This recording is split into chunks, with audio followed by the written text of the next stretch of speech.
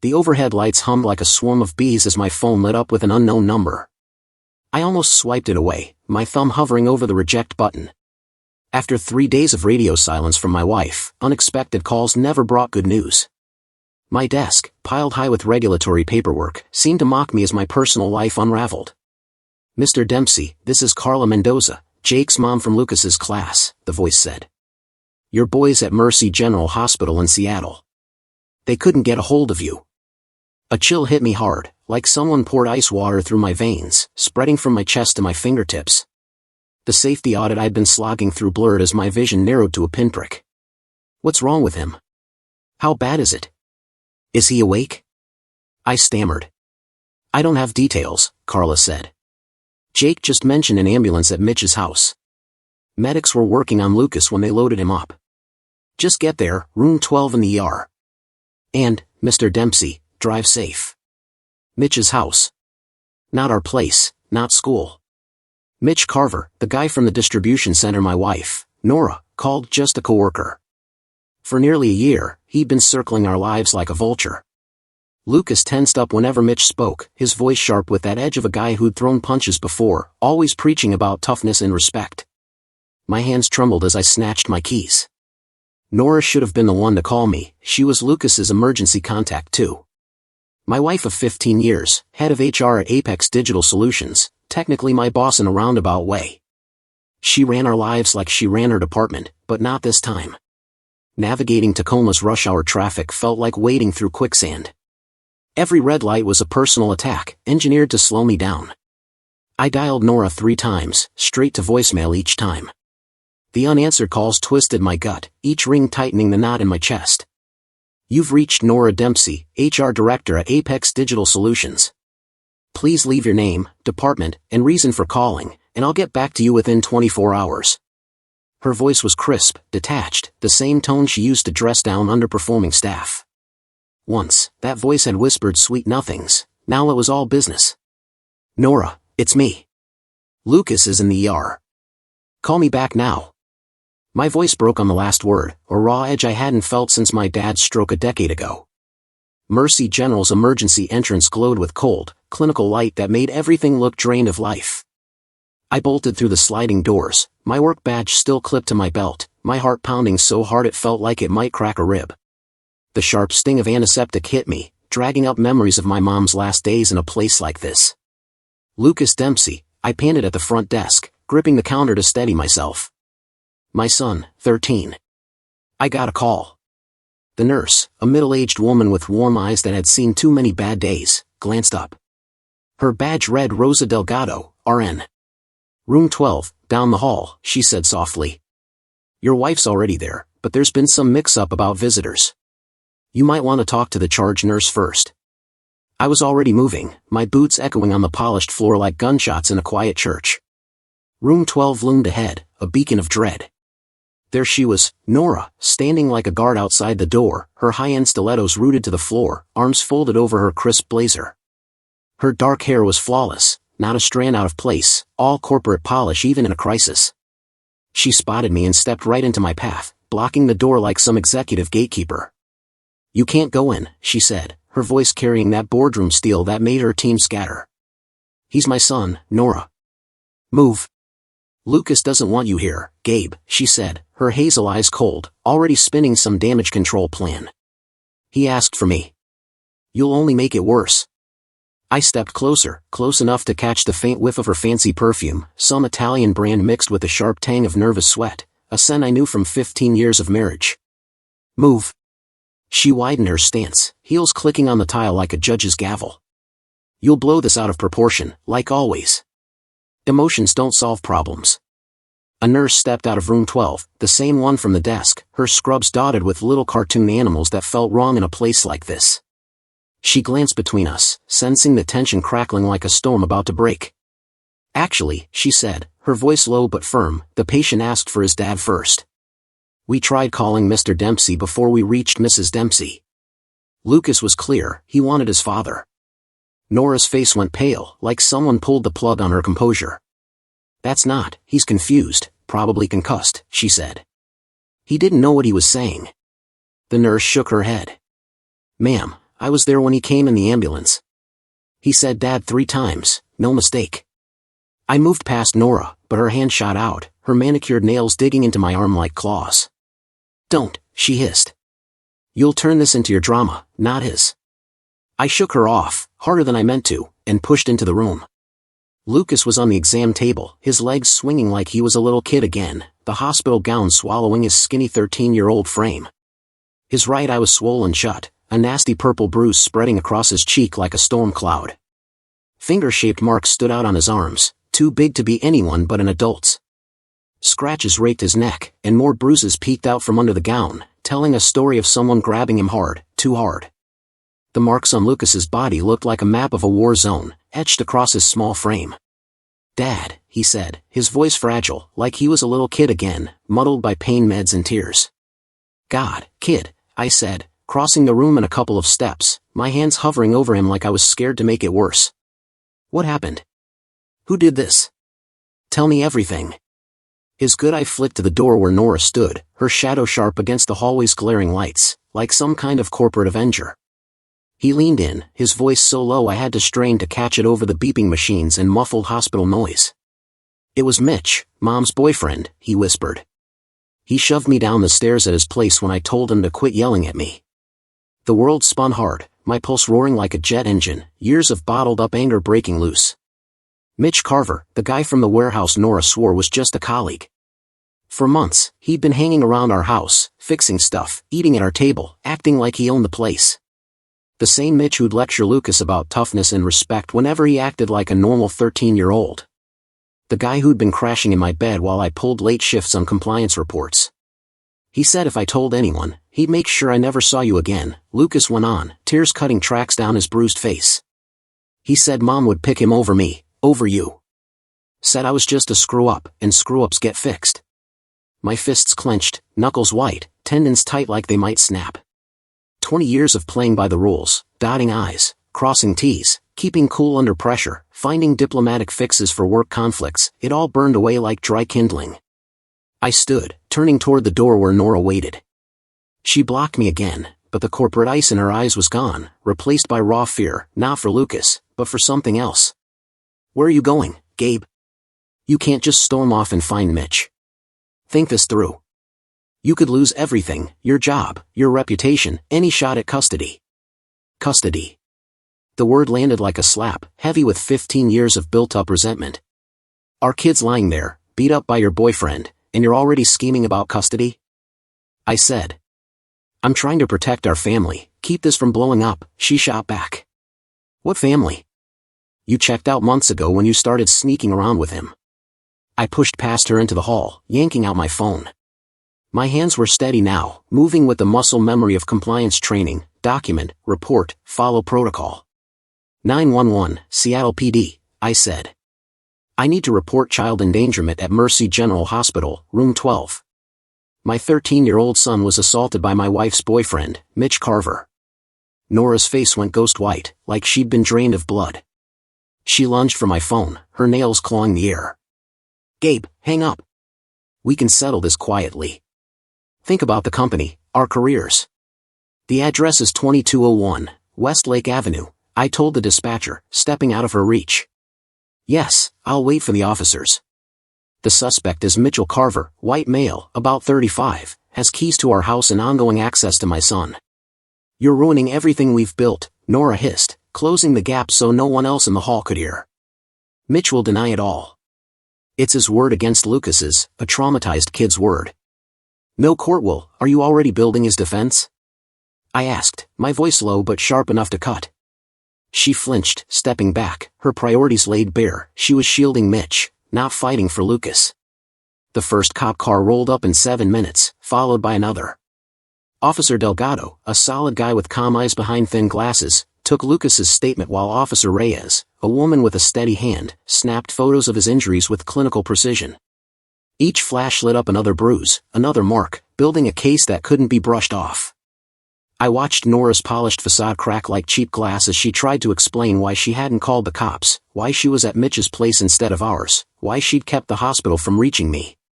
It was an accident, she kept saying, her voice climbing higher each time, like she could. Mitch was helping Lucas with his skateboard in the garage. Kids fall, you know how clumsy teens are. Delgado glanced up from his notepad, one eyebrow raised. Ma'am, these injuries don't look like a skateboarding mishap. The bruising suggests someone grabbed him hard, pushed him with force. The scratches look like he was fighting back. I want Mitch Carver brought in for questioning now, I said, my voice steady even though my chest was burning with rage. He's got keys to our house, open access to my son, and from what I'm seeing, a history of violence Nora knew about. Officer Delgado nodded, scribbling in his notebook. We'll track down Mr. Carver for questioning.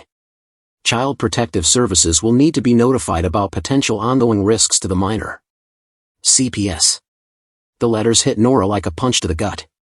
Her perfect image, HR director, climbing the ranks at Apex Digital Solutions, her curated social media showing the flawless working mom, was all about to be dragged through the mud of a government investigation. That's not needed, she said, her polished tone cracking with panic. This was a one-off, a misunderstanding. We can sort it out with family therapy. Officer Reyes, with the calm of someone who'd seen this routine before, shook her head. Ma'am, injuries like these trigger mandatory CPS involvement, especially when a non-parent has ongoing access to the child. I sat by Lucas, gripping his unbruised hand. He looked so small against the stark hospital sheets, fragile in a way that made my heart twist with a fierce need to protect him. I should have told you earlier, he mumbled, his voice thick with pain meds. About Mitch, what he's been saying, the other times. Other times? The words came out sharp, like broken glass. He's grabbed me before, Lucas said. Pushed me when Mom wasn't around. Said I had to respect the new guy in charge. Tell me you wouldn't believe me, that Mom would make sure of it because she needs him more than us. I glanced at Nora, huddled in the corner, already on her phone, probably calling her lawyer to spin this mess. It hit me hard, the real fight was just starting, and she wasn't on our side. By Friday morning, my key card was useless at Apex Digital Solutions. I stood in the lobby at 7:30 a.m., my coffee going cold, watching coworkers swipe through the turnstiles while my card buzzed denial after denial, like a broken smoke detector. 3 tries, 4, 5. The security guard, Reggie, a former Navy guy who'd always tossed me a grin, approached with an awkward look. Trouble with your card, Mr. Dempsey? It's not working, I said. Name and department? Gabe Dempsey, compliance, 12th floor. Reggie tapped his tablet, his face falling. He checked again, like he hoped it was a glitch.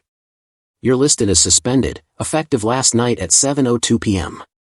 You'll need to talk to HR.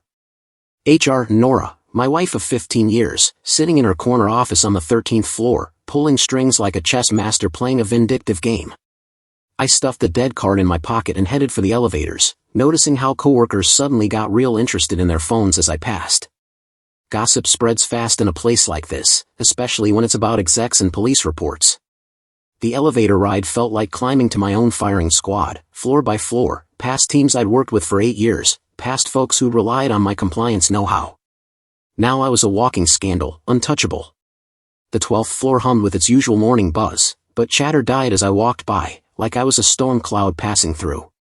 People I'd known forever found sudden fascination in their monitors. Nora's assistant, Kaylee, barely 24 and eager to please, looked uneasy as I neared her desk outside the glass-walled executive suites. She's in a meeting, Kaylee said, eyes glued to her screen, fingers hammering at nothing. No, she's not. Through the glass, I could see Nora alone, typing like her life depended on it, probably coordinating with her legal team. I walked past Kaylee and pushed open the door without knocking, a move that would have been unthinkable last week. Nora looked up, her face flickering from shock to icy control in a split second, like a machine switching to defense mode. You can't be here, she said. My card's been deactivated. Temporarily suspended, pending review, she replied, shutting her laptop with a deliberate click that echoed like a judge's gavel. Review of what? She leaned back in her fancy chair, striking that executive pose, back straight, hands clasped, chin up, that had cowed countless employees. Compliance violations, misuse of company resources, potential breaches of confidentiality, possible theft of proprietary data. I stared at her, stunned by the nerve of it, the corporate jargon weaponized against me. You're tanking my career because I reported your boyfriend for beating our son. I'm shielding Apex from liability, she said, her voice pure boardroom, no trace of the woman who'd once laughed at my dumb jokes, who'd teared up when Lucas took his first steps, who'd vowed to protect our family. Mitch was never staff. Any claims against him expose flaws in our vetting process and open us to lawsuits. You gave him office access, I said. Prove it. The intercom buzzed, Kaylee's voice flat and careful. Mrs. Dempsey, security's here. 2 guards stepped in, guys I knew, Carlos Vega and Jimmy Holt, men I'd swapped small talk with about baseball and rain for years. Now they looked at me like I was a trespasser, their friendly vibes replaced by cold professionalism. Escort Mr. Dempsey out, Nora said, her voice ringing with the weight of her title. He needs to turn in his laptop and any company property immediately, Nora said, her voice sharp as a blade. Check his bag for sensitive documents. The walk to my cubicle felt like a death march through a silent courtroom, coworkers' eyes tracking me like I was a convict. I packed my stuff into a cardboard box that reeked of printer ink, 20 years of compliance work, client trust, industry know-how, wiped out by Nora's signature on a termination form.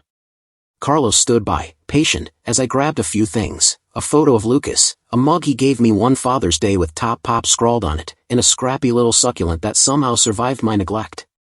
The laptop stayed behind, probably already being dissected by IT for any hint of wrongdoing. Sorry, man, Carlos muttered as we headed to the elevator, low enough that Jimmy couldn't hear. Words out you were just looking out for your kid, doing what's right. Most folks think this is bullshit, firing a guy for reporting someone hurting his son. But my brain was already shifting gears, compliance instincts kicking in like second nature. Nora thought she'd played a winning hand, but she'd just slipped up big. Retaliating against a whistleblower is a federal offense, and she'd laid out a perfect timeline tying my firing to the police report about Lucas. That afternoon, I called Marla Quinn, a former DOJ cybercrime investigator who went private after exposing corruption in her own unit. Mid-40s, sharp as a tack, with a network spanning law enforcement and a knack for taking down corporate crooks who thought they were untouchable. We'd worked together a couple of years back on a fraud case when Apex was sniffing out some shady accounting. Gabe, she said, sounding surprised but glad. Thought you were still at Apex. Not anymore. I need your help, professional consultation. We met at a diner in Bellevue, far from Apex's downtown Seattle office and the corporate paranoia that had seeped into my marriage.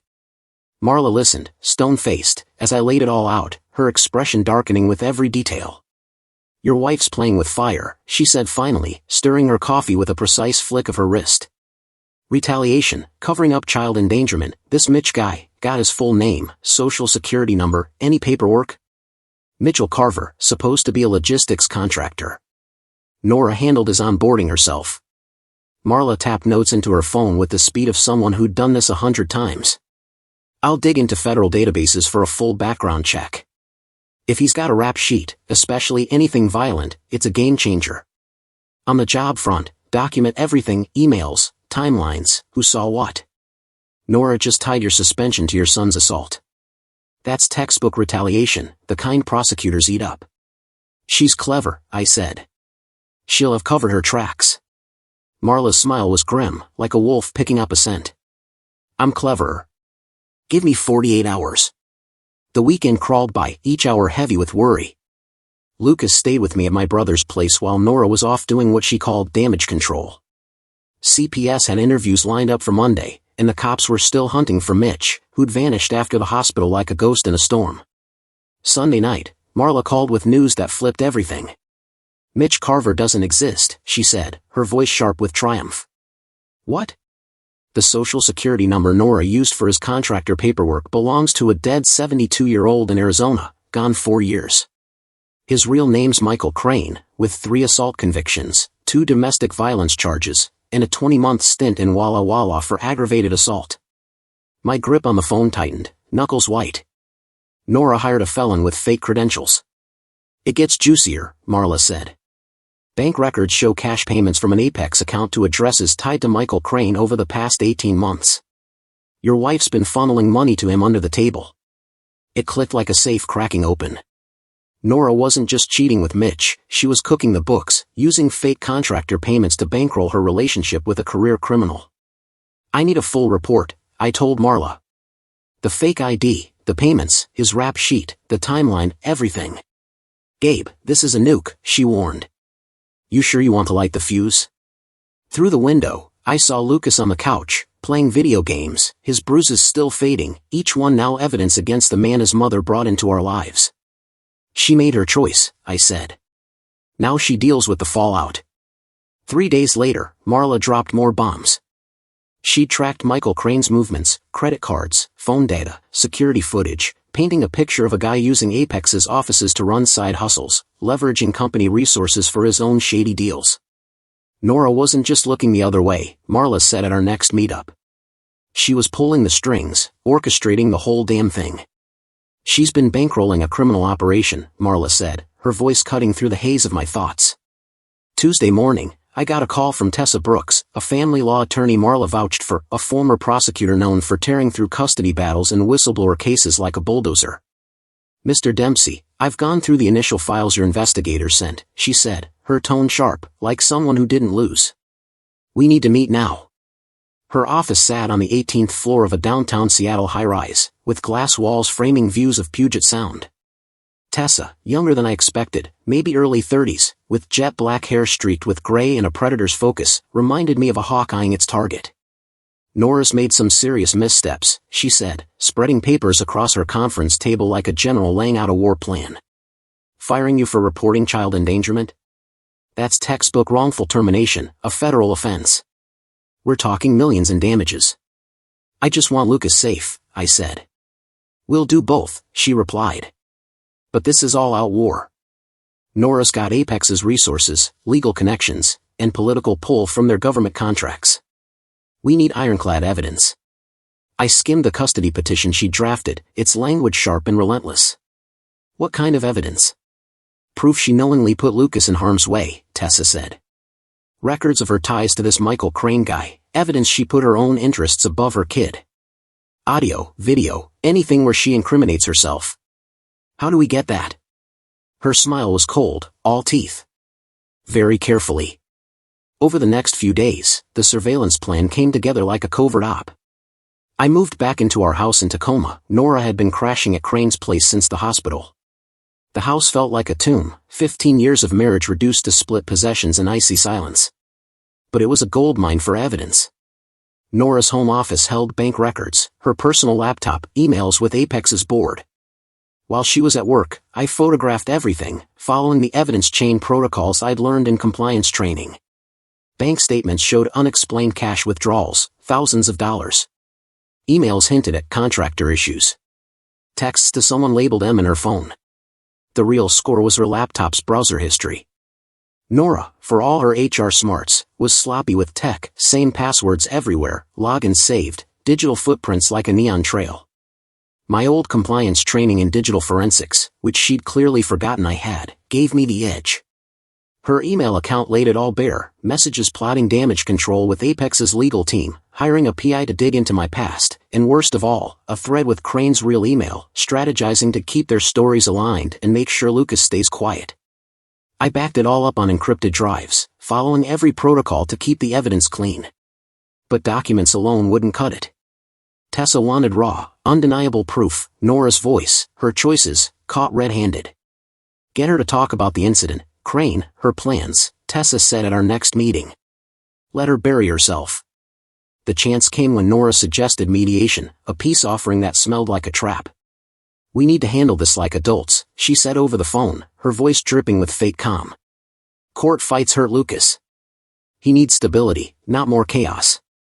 We agreed to meet at a neutral spot, a mediation services conference room in downtown Seattle.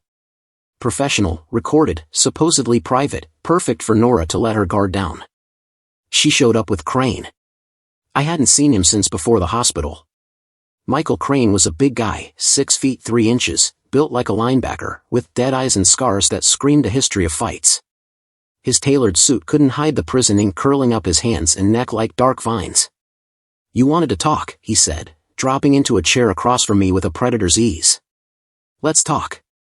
The mediator, an older woman named Ellen Carver, laid out the rules with the precision of a bureaucrat, everything recorded for accuracy, all parties agreeing to negotiate in good faith. She didn't know my briefcase held extra gear, a high-def video camera, pro-grade audio, all syncing to cloud storage in real time. I think we can settle this without courts, Nora started, dressed in designer clothes that probably cost more than my monthly rent. Lucas has been through enough. He needs his parents united, not at war. He needs to be safe, I said, keeping my tone even. Crane leaned forward, elbows on the table like he owned it. Kid's fine. Boys get roughed up. Part of growing up. He was scared out of his mind, I said. He's playing it up, Crane shot back, his voice thick with dismissal. Smart kid, knows how to milk a situation for attention. My hands clenched under the table, but I kept cool, letting the recorder catch every word.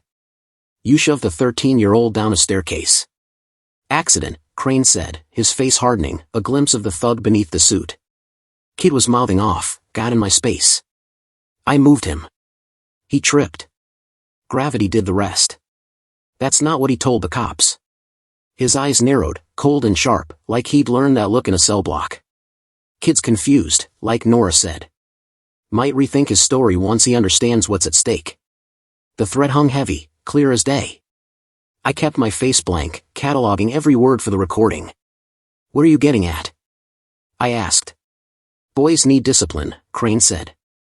Maybe his dad's been too soft, letting him act like a little prince. Nora shifted in her seat, uneasy. Michael, we agreed I'd be part of this family, he cut in, his voice spiking with anger that filled the room like smoke. I'd have a say in raising that kid. You said things would change after the divorce.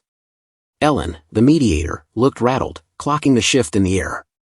Gentlemen, let's keep this civil, Ellen started, but Crane cut her off, rising like a thunderhead ready to burst. Quiet, lady. This is family business, and you don't know jack about family. He turned to me, planting his hands on the table, leaning in close. Your kid needs to learn respect, for his mom, her choices, and me as the new head of the house. His smile was chilling, the kind of grin you'd see from someone who'd settled scores with fists for years. If he doesn't, he'll learn the hard way, like he did last week when he got mouthy. The confession hung there, thick and toxic. Even Nora looked stunned, her eyes wide at his casual admission of intent. Michael, you said it was an accident, she whispered. It was an accident. He didn't get the message the first time, Crane said. Won't be an accident if it happens again. Kids need to learn actions have consequences. I stood, slow and deliberate. This mediation's done. Sit down, Crane barked, stepping around the table to block the door, using his bulk like he'd probably done in lockup. Ellen had already hit a silent alarm, and I could see the security cameras tracking us. You walk out, your kid pays the price, Crane said, close enough I could smell cheap soap and barely leashed rage. Nora picks me. Lucas lives with us. Clumsy kids have accidents when they don't follow rules. I looked at Nora, 15 years of marriage, and she sat there, frozen, weighing her corporate image against our son. Last chance, Nora. Choose. Her eyes darted between us, her brain running damage control while whatever motherly instinct she had left drowned under ambition. We should talk privately, she said, picking her career over Lucas. That was her call, self-preservation over her own kid. I sidestepped Crane, who was too stunned by my calm to react fast. At the door, I turned back. You're right about one thing, there'll be consequences for what you did to my son. That a threat?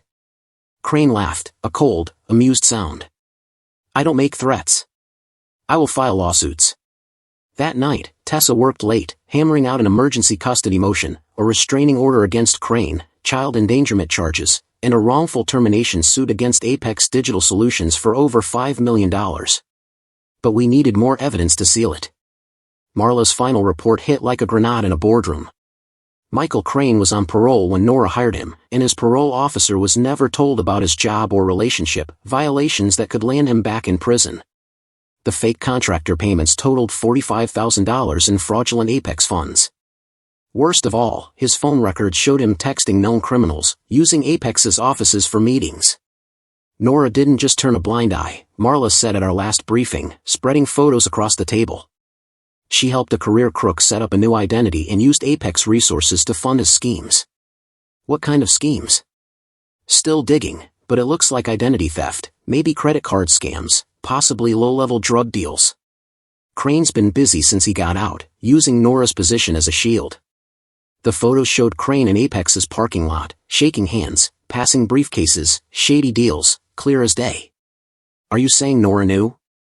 A VP of HR doesn't hire a guy with fake credentials and funnel him $45,000 in cash without noticing, Marla said. She knew exactly what she was doing.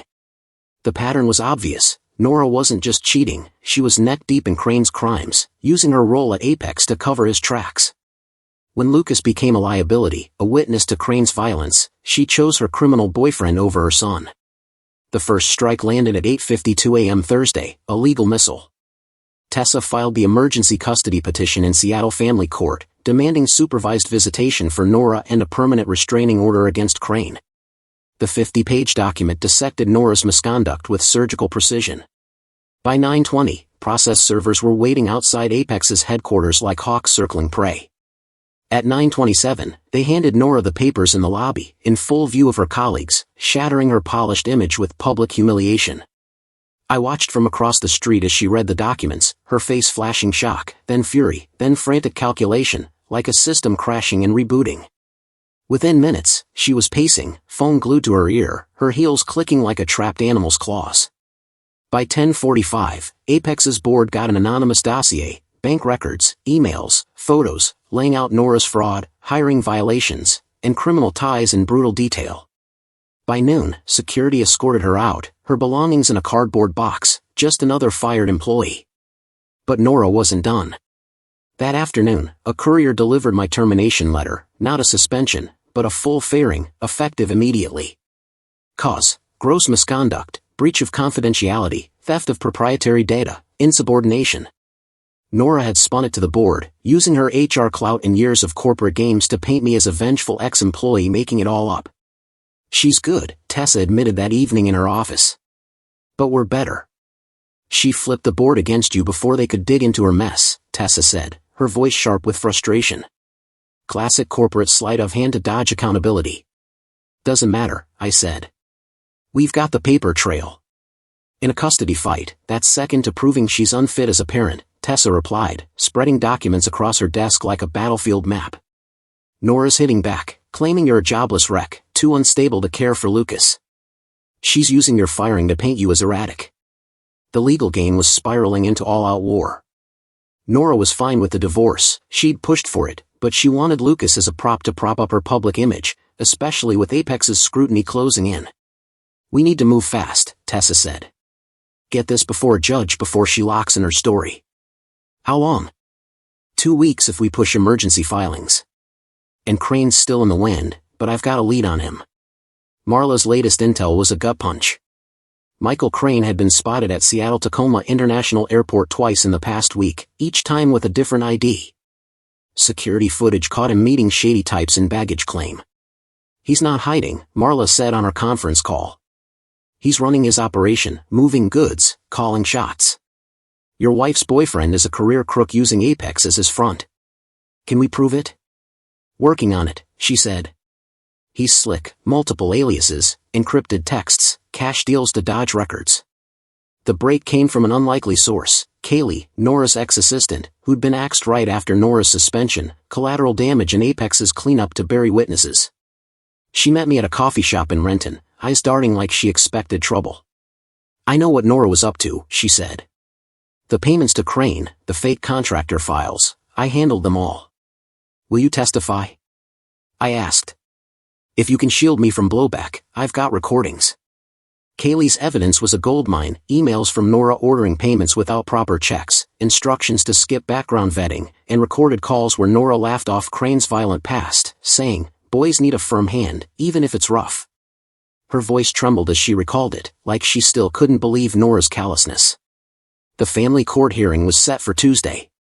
Judge Margaret Holt, a 20-year veteran of domestic cases, was known for cutting through nonsense and having zero patience for parental screw-ups. Nora rolled in with a legal army, 3 lawyers, 2 paralegals, briefcases stuffed with character references and psych reports. She'd hired accountants to highlight my financial instability, child therapists to claim Lucas needed a mother's touch, even PIs to dig up dirt on me. I had Tessa and the truth. Your Honor, Nora's lead attorney, a slick guy in a suit that cost more than my car, started. My client is a respected executive with a stable career and community ties. Mr. Dempsey is unemployed, likely unemployable after his termination, and is using their son to smear his mother. Judge Holt, her eyes sharp from years of seeing through family drama, turned to Tessa. Your client's stance, Ms. Brooks? Your Honor, Mrs. Dempsey knowingly let a violent criminal near her son, then covered up his assault on the child. When her husband reported it to protect Lucas, she tanked his career in revenge. We have extensive proof and witnesses. Day 1 laid out the timeline with brutal clarity, hospital records, police reports, CPS interviews, all backing Lucas's story. He testified behind a privacy screen, his voice steady but heavy, recounting Crane's violence and threats. He said if I told anyone the truth, he'd make sure I never saw Dad again, Lucas said, each word carrying scars deeper than the fading bruises.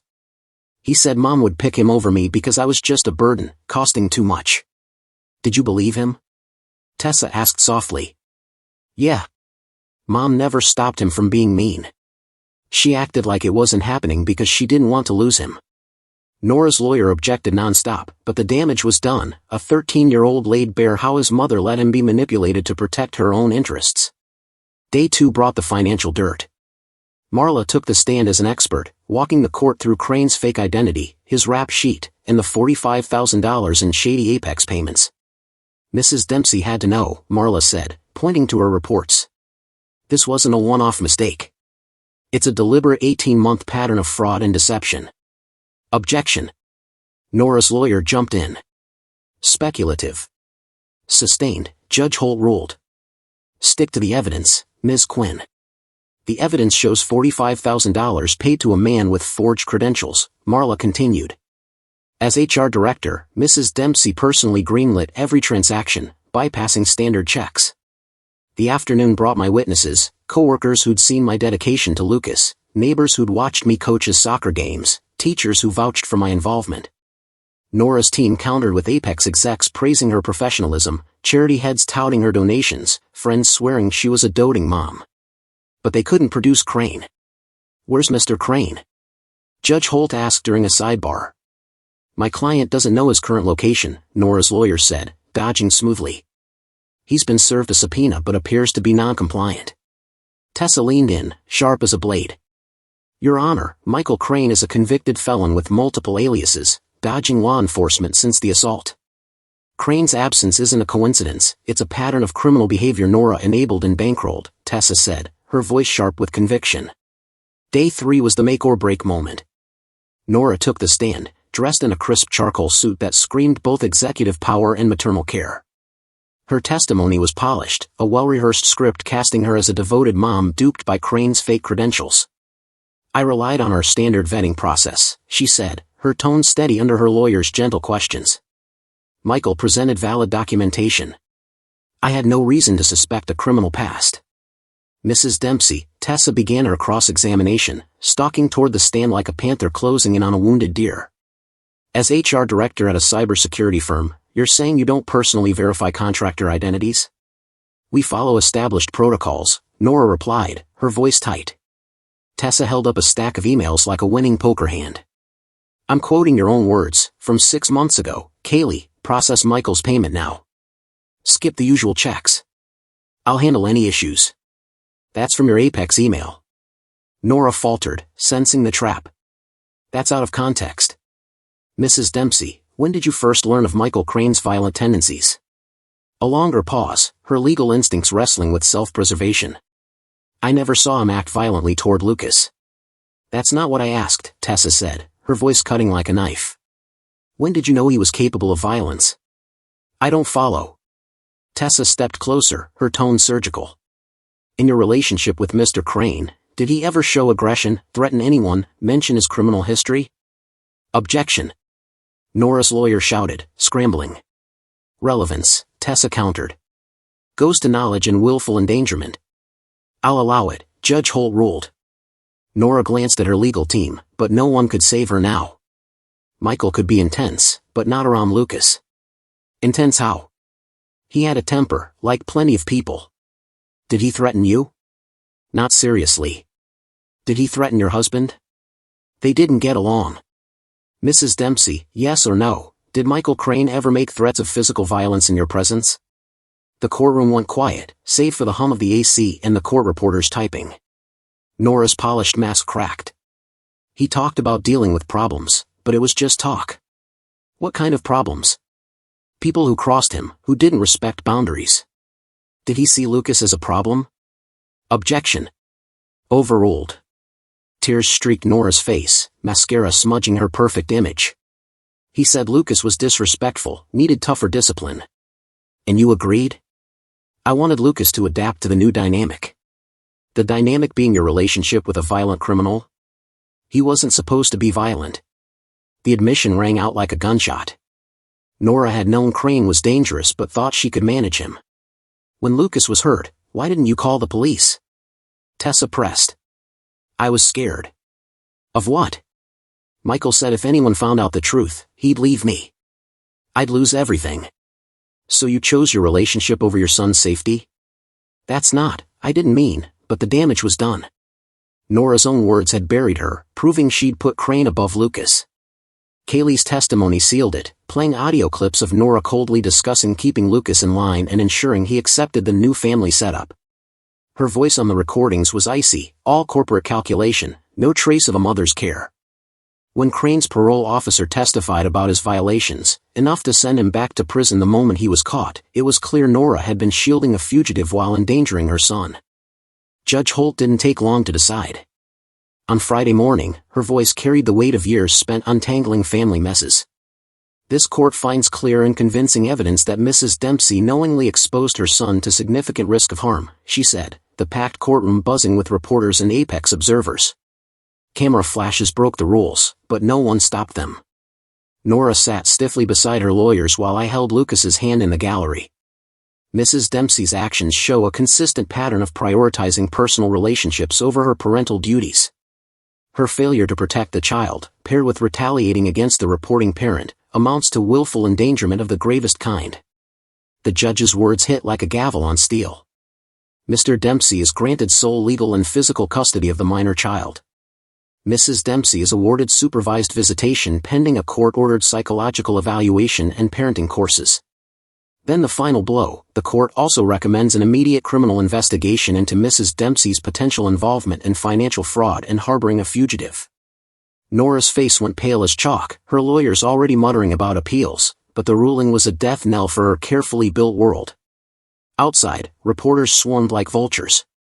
Mr. Dempsey, how do you feel about the outcome? One shouted. I'm just glad Lucas is safe, I said, keeping him close, shielding him from the cameras. That's what matters.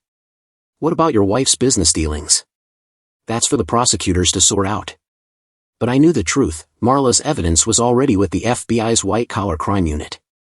The fraud charges alone could put Nora away for years. 3 weeks later, Michael Crane was nabbed at Seattle-Tacoma trying to board a flight to Colombia under another fake ID. Crane was using forged papers, hauling a briefcase stuffed with stolen credit cards and IDs tied to dozens of victims, Marla said, her voice grim with the weight of it. Under questioning, he spilled details to cut a deal, and the scope was jaw-dropping, identity theft rings stretching across states, all run through his connection to Nora and Apex's resources. She was in on everything, he told the feds in a recorded interview that would torch her life. The fake IDs, the money laundering, the credit card scams, she knew it all. Said it was the price for keeping me around, making her feel untouchable. Untouchable from what? The investigator asked. From her husband finding out, her company sniffing around, her kid realizing she couldn't stand playing the mom role. The recordings were a death sentence for Nora's defense. Crane's casual confessions exposed her as the mastermind, using Apex to bankroll a criminal empire while bullying Lucas into silence. Apex Digital Solutions imploded within 6 months, like a sandcastle hit by a tidal wave. The FBI's probe uncovered rot far beyond Nora's department, stock prices tanked, clients bailed, investors ran. Board members jumped ship before indictments hit. The company I'd worked for 8 years became a textbook case of corporate failure and executive corruption. In a twist, the feds hired me as a compliance consultant to help untangle Apex's mess. My wrongful termination settlement gave me more financial cushion than a decade of corporate grinding ever did. Nora cut a plea to dodge a trial, but the deal was brutal: 7 years in federal prison for fraud, money laundering, and conspiracy, plus 4 years of probation and $550,000 in restitution to Apex's insurers and defrauded clients. They seized her house, car, jewelry, and savings. She served 3 years before early release for helping with wider fraud investigations. Crane got it worse. Parole violations sent him straight back to state prison, and federal charges for identity theft, fraud, and racketeering added a 14-year sentence. The assault on Lucas tacked on extra time as a repeat violent offender with a history of targeting kids. 22 years total, Tessa told me after his sentencing. He'll be pushing 70 if he makes parole, assuming he survives inside. Good. The final showdown came at Nora's sentencing, a grim end to our 15-year marriage. In her orange jumpsuit and shackles, she looked small, her corporate armor gone, exposing the broken person underneath. Given a chance to speak, she turned to me and Lucas. I messed up, she said, her voice hollow, drained of fight. I got lost, picked the wrong person, made terrible choices. Judge Kessler wasn't moved. Mrs. Dempsey, you weren't lost, you chose to sacrifice your son's safety to protect your criminal schemes and personal gain. After the hearing, Nora's lawyer secured one last talk before she was shipped to federal custody. I want to apologize, she said to Lucas, her voice cracking with what sounded like real regret for the first time in years. To both of you. Lucas, now 15, taller than her, studied her with eyes that had seen too much betrayal. Are you sorry for what you did, or just sorry you got caught? The question cut deep, hanging there like a guillotine over what we'd once been. Nora's composure shattered. I don't even know anymore, she whispered. I put my hand on Lucas's shoulder. We gotta go. We walked away, leaving her alone in the courthouse hallway, father and son, moving past her choices into whatever came next. The drive home was quiet until Lucas spoke. Do you think she ever loved us? I weighed my words, wanting truth without venom. I think she loved the idea of us, the picture we painted for her image. But when it came down to choosing between that image and keeping you safe, she picked wrong. Are you glad she's gone? I'm glad you're safe. That night, I cooked dinner while Lucas worked on algebra at the kitchen table. Normal sounds, normal life. The house we'd moved to after the divorce was smaller, but it felt open, free of the tension, the eggshells, the constant second-guessing of Nora's moods and Crane's threats. My phone pinged with a text from Marla, final update, Crane's crew rounded up, network shut down. Dozens of victims getting justice. You did it right. I deleted it and kept cooking. Later, after Lucas was in bed, I sat on the porch, staring at Seattle's skyline. Each light out there was someone's life, someone's choices, someone's consequences. A year ago, I was a compliance guy in a crumbling marriage, fighting to protect my son from dangers I couldn't name. Now, I was a single dad with a consulting gig, a stronger bond with Lucas, and the quiet satisfaction of seeing justice hit hard, not revenge, but accountability.